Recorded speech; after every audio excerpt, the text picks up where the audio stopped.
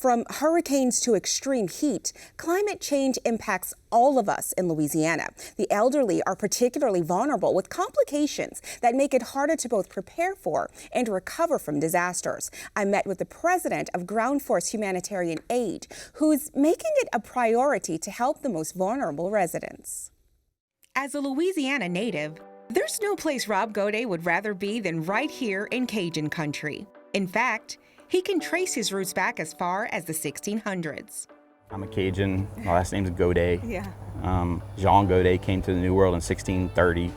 And then I'm in the right geographic place with these storms. And so it's a calling. I feel like, I want to leave my mark on this earth, and I can improve the flow of relief for those that need it most.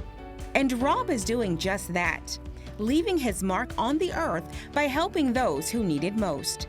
There are over 75 million older Americans in the U.S., making up over 1/5 of our population.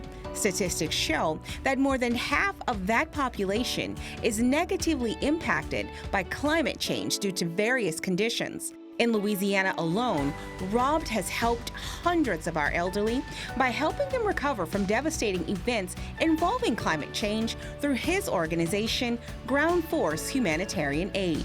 He's done everything from roof repairs to completely gutting homes, picking up and discarding falling trees and shrubbery. And the work doesn't stop here in the Bayou State.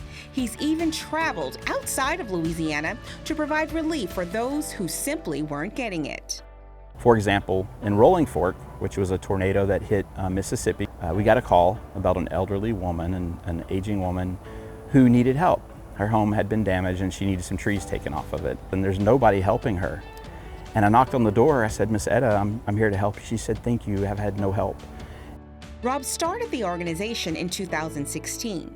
After almost a decade, it's moments like the one he shared with Miss Etta that keep him coming back year after year. As we age, our networks of support deteriorate. We become socially isolated. She's physically challenged, on fixed income, mobility challenged. All of those factors and so many more are leaving our elderly in a real crisis after natural disasters. But as committed as Rob is to helping the elderly get back on their feet, he can't do it alone. Rob has a team of people around him that shares his vision. This is incredibly hard, and we've been through the fire together on situations that we've had to deal with, and they have stood by me and the organization and our board through thick and thin. One of those team members is Dave Crawford. He's the community caretaker at Ground Force and has been working with Rob for the past 3 years. This gives you a really sense of fulfillment, being involved in something like this.